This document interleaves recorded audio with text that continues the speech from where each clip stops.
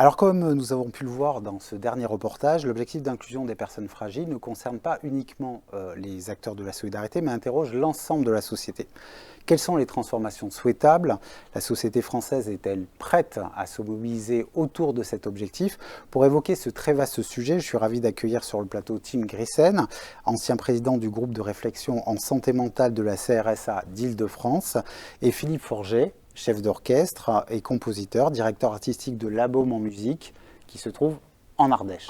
En Ardèche, c'est ça. Alors Philippe Forget, puisqu'on va évoquer cette question de la société inclusive sous cet angle un petit peu sociétal, comment la société doit évoluer, quelles sont les transformations profondes et les transformations souhaitables pour atteindre cet objectif de société inclusive au-delà des acteurs de la solidarité, selon vous? Il faut le vouloir, déjà, je pense. C'est déjà pas mal. C'est déjà pas mal, il faut mettre un peu de désir là-dedans. Ouais, et puis, c'est bien d'incarner soi-même les rencontres. Ce qu'on entendait dans les précédentes interventions, c'était quand même une tendance un peu générale, en France en tous les cas, à mettre des mots et pas beaucoup d'actions par moment. Je crois que c'est bien si on arrive à incarner soi-même aussi une démarche, et dans la proximité, et puis dans cette recherche de la légèreté aussi. D'accord. Qu'est-ce que ça veut dire réellement incarner cette démarche-là? Mais on peut faire soi-même les choses. C'est-à-dire que des fois, on se dit, il y a tout un niveau de langage entre la direction d'un établissement, les employés, etc. Mais on peut aussi rester dans sa caste dirigeante et ne pas pratiquer soi-même ces vertus de la rencontre et du partage. De toute façon, une rencontre, ça vous transforme. Tout à fait. Sinon, c'est pas une rencontre. Bah oui, tout à fait. Voilà. Donc, en musique, comme dans la vraie vie, il faut aller au-devant de ces rencontres et puis solliciter le partage et la transformation. D'accord, très bien. Tim, est-ce que vous partagez ce point de vue, justement, il faut prendre des risques, il faut prendre ce risque de la rencontre et que c'est comme ça qu'on atteindra cet objectif de société inclusive et de passerelle entre des gens qui vivent dans des univers très différents. Vous vivez tous les deux dans des univers très différents, vous êtes à la même table, vous avez l'air de bien vous entendre, en tout cas j'ai vu ça avant. Voilà. Donc, est-ce que justement, il faut une des recettes, un des ressorts pour faire émerger cette société inclusive, c'est de prendre le risque de cette rencontre? Qu'est-ce que vous en pensez? L'inclusion sociale, cher monsieur, c'est pas changer la personne, c'est changer le monde. Il s'agit de faire bouger notre société, changer notre société pour qu'il y ait une place pour tout ce beau monde. C'est la moitié du boulot. La moitié du boulot, c'est avec la personne, oui, dans vos institutions, etc. Mais l'autre moitié, et que ce soit fait par vos institutions aussi, par les professionnels en question, soit de changer le monde. Quoi qu'il en soit, pour changer quelque chose, il faut essayer des choses. On teste des hypothèses, on essaie différentes stratégies. Une fois sur deux, on les rate. Et ça, c'est génial. Il faut faire des erreurs, il faut expérimenter. Il faut se tromper, oui. Il faut se tromper, il faut essayer des choses. C'est ça notre richesse. Ça s'appelle aussi, juste pour parler aux musiciens en face, ça s'appelle aussi jouer. Jouer ensemble. Jouer ensemble. Essayons des choses ensemble. Amusons-nous ensemble. Amusons-nous ensemble. Regardons ce qui marche ensemble. Surtout, ce qui est intéressant dans un orchestre qui joue ensemble, c'est les différences. Et comment est-ce que ces différences s'harmonisent? Ce n'est pas le fait que tout le monde se ressemble, que tout le monde est parfait. Oui, c'est pour ça qu'on ne pourra jamais faire jouer on va remarquer, c'est arrivé, mais on ne pourra jamais faire jouer un opéra par des robots, par exemple. Si Alors il y avait une vidéo. Oui, il y avait une vidéo épouvantable, qui était parfaite d'ailleurs. Oh, c'était tristement parfait. Oui, c'était un robot qui dirigeait un orchestre au Japon. Ouais. Tout le monde trouvait ça merveilleux. Et quelle horreur. Ouais. Et pour vous, donc, c'est le contraire justement de cette société inclusive qui est une société de l'adaptation à l'autre en permanence, hein, c'est ça? Mais bien sûr, si on mettait là un piano sur scène et qu'on mettait 10 pianistes différents pour jouer la même partition, il y aurait 10 mondes sonores différents. Ce qui est fondamental, c'est la richesse humaine, c'est ce que chacun peut apporter à l'intérieur. Mais encore faut-il qu'il y ait l'envie de ça. Tout à fait. Alors justement, moi j'avais une autre question à vous poser, puisque Tim Christian évoquait la nécessité de jouer, de prendre des risques, quitte à se tromper. Est-ce que, selon vous, on ne vit pas dans une société justement qui a peur de prendre des risques, puisque vous savez, on est de plus en plus dans une société du fameux risque zéro, de la prévention à tout prix. Est-ce que justement, il faut se donner plus de marge de manœuvre pour accepter justement de se tromper, de faire des erreurs, de revenir en arrière et voilà. Ah bah absolument, mais déjà dans le champ sémantique, c'est intéressant. Nous, on va dire, les Anglais disent rehearsal pour la répétition. To rehearse, ça veut dire éprouver. On va éprouver quelque chose. Les Allemands disent Probe, c'est une tentative de quelque chose. Bon, nous, on dit répéter. Ça peut induire aussi une espèce de mantra un peu différent. Mais oui, on est là pour expérimenter des choses. Et heureusement, il faut se tromper. Mais c'est vérifier aussi l'élasticité des relations, la souplesse qui peut exister, qui doit exister entre les êtres, entre les musiciens, si on parle d'un orchestre. Et si ça, on ne l'éprouve pas, alors effectivement, on fixe les règles immédiatement. Et on fixe l'espace qui est destiné à ça immédiatement. Donc, ça devient très, très compliqué d'évoluer. Tout à fait, tout à fait. Justement, Tim, je vous laisse rebondir. C'est une telle évidence. Les personnes, par exemple, les personnes malvoyantes, ils peuvent faire des choses avec les oreilles incroyables. Bien sûr. Ils peuvent faire des choses avec le sentir incroyable. Que les gens qui voient bien, ils sont nuls là-dedans, relativement à ça. Cette richesse-là, si tous les jeux sont conçus par les personnes dites normales, ils vont complètement ignorer ces autres richesses. Bien sûr. Et donc, bref, par définition, le jeu qu'ils vont essayer, ils vont faire des erreurs, par définition. S'ils ne font pas des erreurs, c'est raté, leur inclusion sociale. Bien sûr, bien sûr. Surtout aussi ensuite qu'il y ait la personne malvoyante qui est le chef d'orchestre. Essayons ça aussi. Cette personne va faire plein d'erreurs aussi. Oui, tout à fait. Mais cette richesse d'échange et comment est-ce qu'on se réajuste aux différences d'évaluation de l'un et de l'autre. D'accord. C'est ça notre richesse. C'est ça notre richesse. Très bien. Alors nous l'avons vu, donc la société inclusive implique d'expérimenter, de prendre des risques. Et avant que nous poursuivions nos échanges, découvrons le Human Lab de l'association Saint-Pierre à Palavas, une initiative qui incarne parfaitement cette dynamique.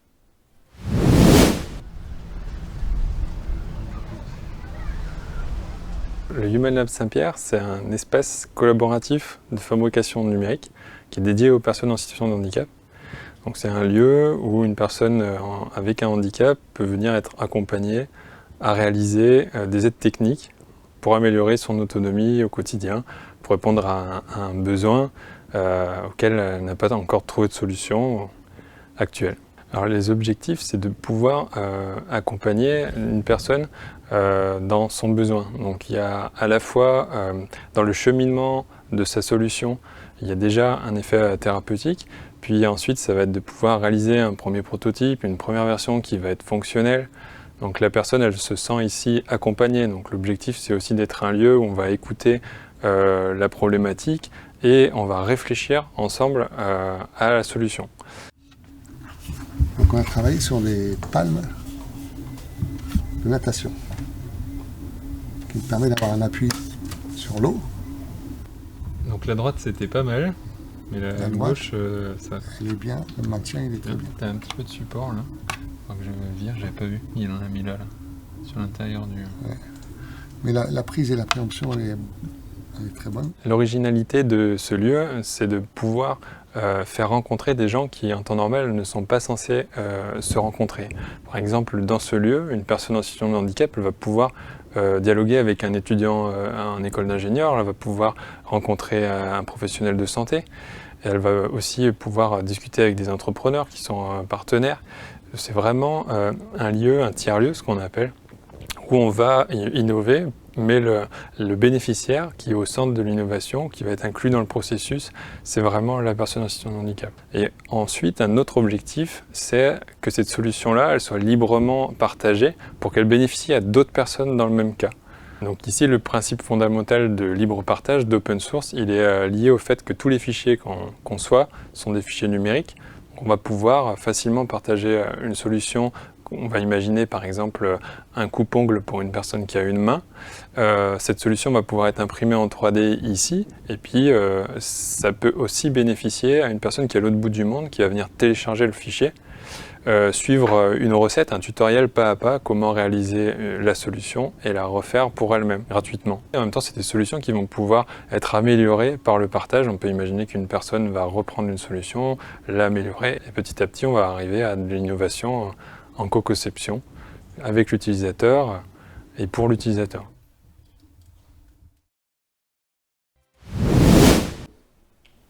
Alors, Tim Grissen, la société inclusive, on l'a vu, doit faire place à toutes les différences et interroge nos normes sociales, j'aurais dit notre normalité, elle interroge notre normalité.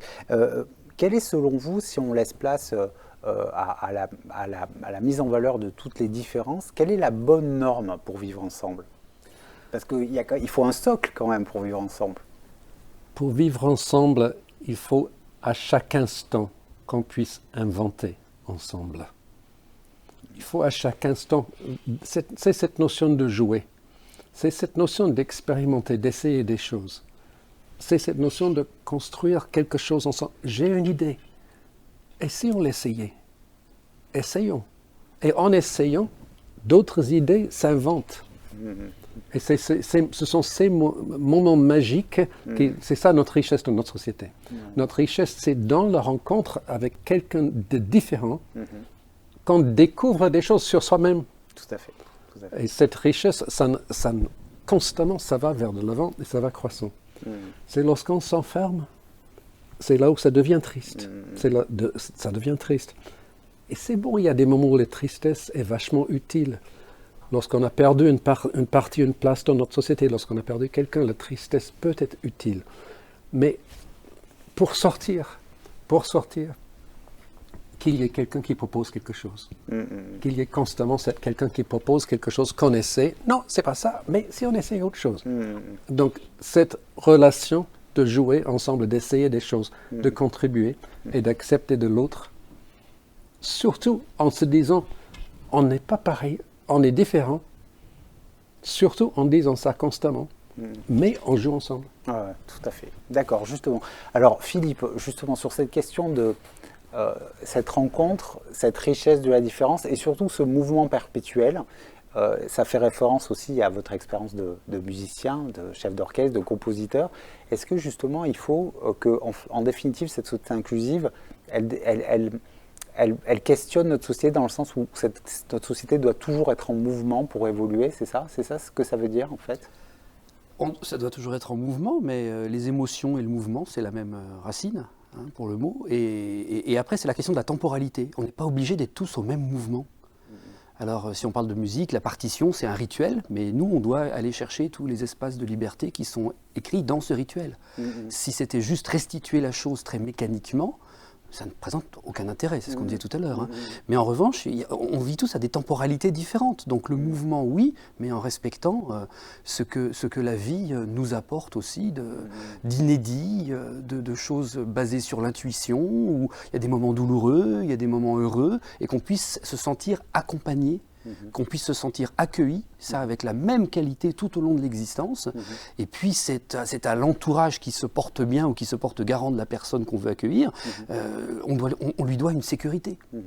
On doit sécuriser quelqu'un pour que la créativité puisse apparaître.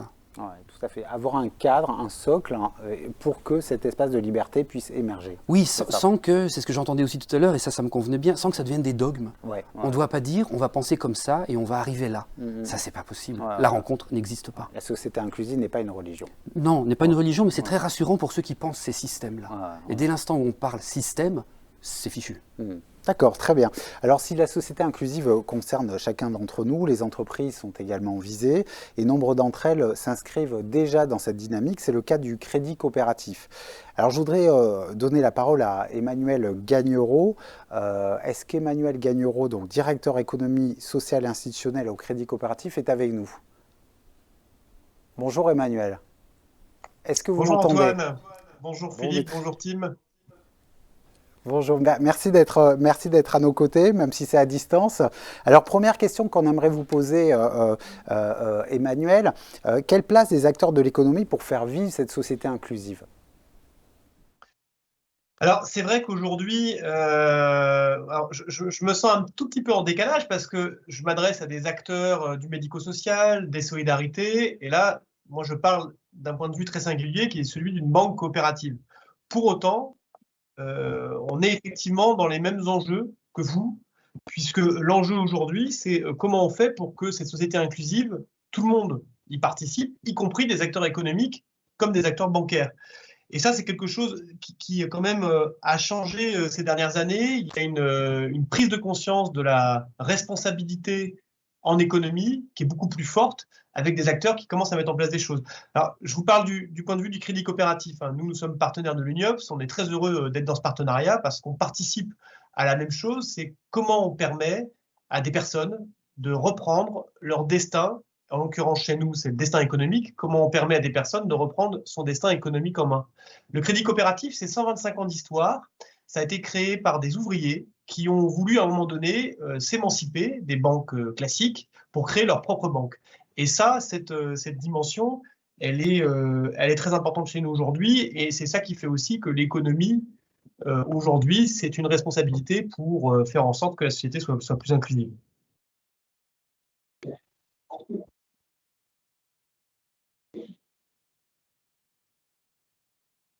Ça veut dire qu'une économie inclusive. Alors, est-ce que vous m'entendez, Emmanuel Gagnereau? Je vous entends très mal, mais je vous entends. Alors, je vous repose la question. Vous évoquiez la notion d'économie inclusive. Qu'est-ce que l'économie inclusive? Alors, il y aurait plein de façons de la définir. Donc, moi, je vais vous donner ma définition de là où je parle, donc c'est-à-dire du crédit coopératif, là où je travaille et où je suis engagé. Je vais prendre des exemples très concrets. Une économie inclusive, c'est une économie qui fait le plus de bien possible à son environnement. Environnement social, environnement environnemental. Et donc, chez nous, on a été une des banques pionnières de la finance solidaire, qui est un vrai mouvement de fonds en France, comme en Europe et comme dans le monde. Et donc, on a créé dès 1983 des fonds communs de placement. Je ne rentre pas dans le détail, mais ce sont des fonds communs du placement solidaire. En 2012, on a créé un compte qui s'appelle le compte Agir pour permettre à des personnes de placer leur argent dans des lieux, des véhicules de placement qui sont vertueux. Donc, ça peut faire du bien à la planète, ça peut être pour la justice, ça peut être pour la solidarité internationale. C'est un compte. Voilà, on appelle ça le compte Agir. Après, une façon aussi très concrète d'expliquer ce que c'est qu'aujourd'hui, faire de l'économie inclusive, on pourrait dire responsable, appelons ça comme on veut. Chez nous, par exemple, ça se traduit comment? Ça se traduit par réduire l'émission de gaz à effet de serre. En 5 ans, on a réduit notre émission de gaz à effet de serre de 17% au Crédit Coop. On pourrait faire encore mieux, on y travaille. Et puis, sur la consommation énergétique, on a réduit de 19% en 2020 notre consommation énergétique. Et puis, dans les placements qu'on peut faire, tous les placements qu'on fait dans les énergies, aujourd'hui, 100% de nos placements, de nos crédits, se font uniquement dans les énergies renouvelables. Et ça, c'est très important. Donc, c'est ça peut être ça une économie inclusive. En gros, une société inclusive, ça passe aussi par l'économie. Mais c'est une économie qui n'est pas une fin en soi. C'est une économie qui est au service d'un projet de société. Et là, en l'occurrence, une société inclusive, et ça passe par tout à chacun, le particulier, l'entreprise, l'association, l'épargnant, le consommateur. Donc on est tous responsables de cette économie inclusive parce qu'on y participe tous au quotidien. Très bien, je vous remercie beaucoup Emmanuel Gagnereau. Merci à vous. À très vite, on poursuit nos échanges. Alors justement, il y a une dernière question puisqu'on a dit beaucoup de choses lors de cette émission. On a parlé de ligne d'horizon, on a parlé de prendre le risque de la rencontre. Et il y a une question qui nous est posée, justement, qui est excellente pour la fin de cette émission, c'est la société inclusive n'est-elle pas qu'une utopie? Alors, je ne sais pas qui veut répondre de vous deux, ça va être un peu la conclusion de notre émission, mais selon vous, Tim, est-ce que ce n'est pas qu'une utopie? Mais je crois rêver d'entendre une question pareille. C'est pas moi qui l'ai posée, c'est la question internaute. Allez-y. Par définition, la société inclusive, c'est notre richesse de tous les jours. C'est notre richesse de tous les jours. Il faut vraiment se dire que nous sommes, ou une autre manière de répondre, ça serait, nous sommes déjà dans l'utopie alors. C'est-à-dire, cette richesse, je viens d'un pays où toutes les enfants... L'Australie. L'Australie, où tous Oui. les enfants différents sont dans les classes avec les autres enfants.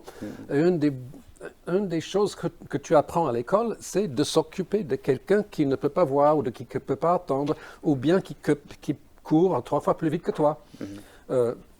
Bref, des gens qui sont très différents. C'est ce que tu apprends à l'école. Et cette richesse est juste incroyable. Ce n'est pas utopique. Bon, peut-être pour un pays arriéré comme la France. Je taquine, je blague. Peut-être que donc ça semble être une utopie. Mais non, ça vient très vite. Dès que tu commences au plus jeune âge, avec les enfants dès l'école primaire et à travers tout l'enseignement, ça change. Et ça devient réalité. Dès que tu ouvres les portes de l'EHPAD, ça change. Ça change, ouais. Et que tout à la fait. société extérieure est à l'intérieur pour regarder ces différences. Je serai comme ça, comment est-ce que je vais gérer ça, qu'est-ce que je peux apprendre aujourd'hui qui peut m'aider, etc. etc. C'est une richesse incroyable qui est là avec nous aujourd'hui. Et c'est juste un trésor à faire émerger, en fait, hein, à découvrir. À mettre en valeur. Très bien. Philippe. Ben oui, quand on valoriser, c'est mettre de la valeur. Donc je crois qu'il faut valoriser les utopies. Ouais. Et puis, ce qu'on disait tout à l'heure, la ligne d'horizon, en fait, on ne la voit pas, mais parce que l'horizon est un peu bouché. Mais il suffit juste de se rappeler qu'il existe quand même, cet horizon. Il faut juste... il n'y a pas d'autre voie que celle de l'utopie, de toute façon. Voilà, il n'y a pas d'autre voie possible. D'accord, très bien. Eh bien, écoutez, moi, sur ces bons mots, je vous remercie. Donc, nous avons pu prendre conscience tout au long de l'émission des progrès que doit réaliser la société pour marcher sur le chemin de l'inclusion. Je vous rappelle que le dernier cahier technique de l'UNIOPS évoque largement cette question, un document que vous pouvez vous procurer en vous rendant sur le site de l'UNIOPS. Je rappelle également que le Conseil de recherche et de prospective de l'UNIOPS proposera une analyse sur le sujet lors du congrès de l'Union les 13 et 14 janvier à Rennes. Je voudrais remercier les techniciens, les équipes de l'UNIOPS et des URIOPS Occitanie et PACA Corse pour leur aide et leur soutien. Je salue également la participation de plus en plus active de nos spectateurs et qui sont toujours plus nombreux.